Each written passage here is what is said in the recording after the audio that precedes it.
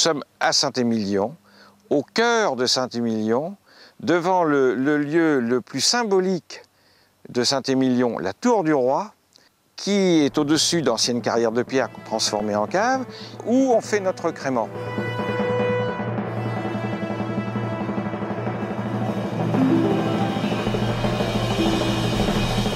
Rien à dire, mais du crément à Saint-Émilion, bah, c'est quand même un peu... Oui, bah, on fait bien sûr du Saint-Émilion. Mais pourquoi on fait également du crément? Parce que historiquement, Bordeaux était un vignoble majoritairement en blanc. Mais si on voulait faire un raccourci de l'histoire, de tout temps et partout, là où il y a des vignes, et on faisait du crément comme on fait de la prose, sans le savoir. Puisqu'à partir du moment où vous avez des levures qui sont en présence de sucre, ça fermente. Si vous enfermez le tout dans une bouteille, eh bien, ça fait un vin effervescent. Et puis, si vous laissez vieillir avec ces levures, vous les séparez plus tard, c'est de la méthode traditionnelle. Et puis, quand c'est à Bordeaux, ça s'appelle crément de Bordeaux.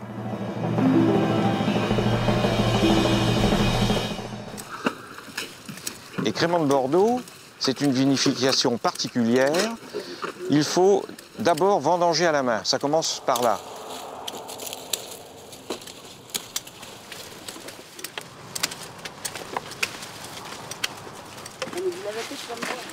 Pourquoi on vendange à la main? Parce qu'on va pouvoir prendre des grappes entières, les mettre directement dans un pressoir et extraire sélectivement le jus. Un grain de raisin, ça n'est pas une sphère remplie d'un liquide homogène. On voit, il y a différentes zones, et dans ces différentes zones, on a des jus de qualité différente. Et à la périphérie, on a le meilleur jus. Et ce que l'on va rechercher, c'est lorsqu'on l'éclate, ce jus, qui est parfaitement limpide, qui est de toute beauté, qui fait surtout un jus où on a l'acidité, le sucre, les arômes, la meilleure qualité. Voilà. Tous les jus sont blancs, donc on peut faire du blanc de blanc, c'est-à-dire des blancs de raisin blanc, ou du blanc de noir, des blancs de raisin noir.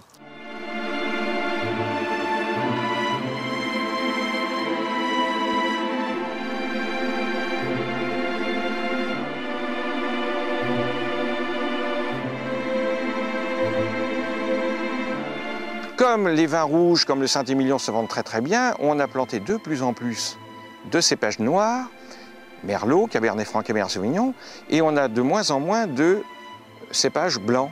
Alors on va aller chercher un petit peu plus loin.